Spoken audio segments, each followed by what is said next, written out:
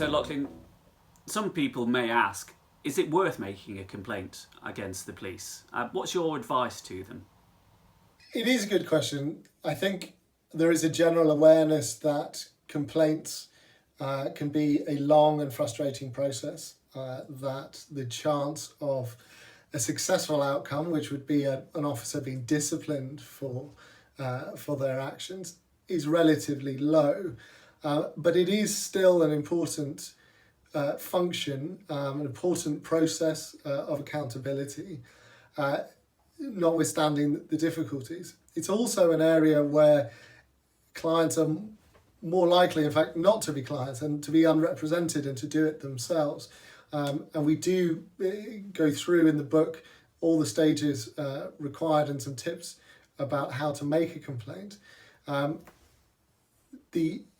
As this is the only realistic method of individual officer accountability, if it's something where you as an individual really have quite a sort of burning desire to try and seek that accountability, then you should try and pursue the complaint process the whole way through, which may well include an application for a review by the Independent Office for Police Conduct.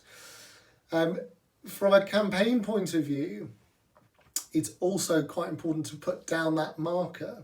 If you have an on-running protest at a site, at a location, and you're going to have a lot of contact with the police as the days, weeks or months, or even years in some of the fracking cases go on, then it's important to put down those complaints, to put down those markers as to when behaviour has been poor or oppressive, and it also helps build up a body of evidence should there be a situation where somebody has been arrested unlawfully or been assaulted, and you can support that person through the complaints you've made, or if you're that person, through making the complaint yourself, you can gather evidence that is useful in a civil claim.